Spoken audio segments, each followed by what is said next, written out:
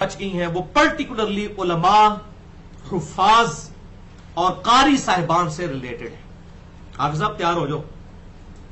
حفاظ سے ریلیٹڈ ہے اور قاری صاحبان سے اور علماء سے. 8ویں حدیث جامعہ ترمذی میں انٹرنیشنل نمبر کے مطابق 2949، سنن نبی داؤد میں 1394. آپ صلی اللہ علیہ وسلم نے ارشاد فرمایا جو شخص بھی 3 دن سے کم مدت میں قرآن مکمل کرتا ہے وہ قرآن فہمی سے محروم ہو جاتا ہے. وہ تو یعلمون تعلمون ہی پڑھ رہا ہوگا. تو 3 دن سے کم میں قرآن ختم نہیں کر سکتے. کم از کم 3 دن میں قرآن مکمل کیا جائے. یہ کم از کم ہے. ویسے صحابہ کا عمل 7 دن تھا اور اسی پہ ہی وہ 7 منزلیں بنی ہوئی ہیں قرآن کی. اور بہت اگر مطلب آہستہ پڑھنا ہے تو 30 دن میں.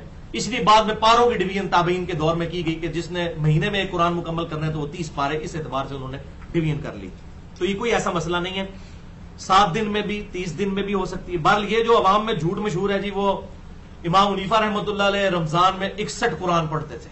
دیکھو کہتے ہیں جی 61 قرآن پڑھتے تھے. وہ 61 کہتے ہیں جی ایک صبح پڑھتے تھے، ایک رات کو، اور ایک تراویح میں مکمل کرتے تھے.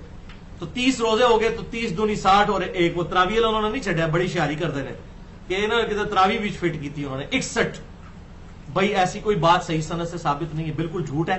ہمارا امام حنیفہ رحمہ اللہ کے بارے میں حسن ظن ہے کہ انہیں قرآن و حدیث کا علم آتا تھا. یہ ہو ہی نہیں سکتا کہ وہ ایک دن میں 2 قرآن مکمل کرتے ہوں. یہ کام ہی بڑا مشکل ہے اور یہ ہے بھی ممانعت ہے. آپ نے حدیث سن لی کہ 3 دن سے کم جو قرآن پڑھتا ہے قرآن فہمی سے وہ محروم کر دیا جاتا ہے.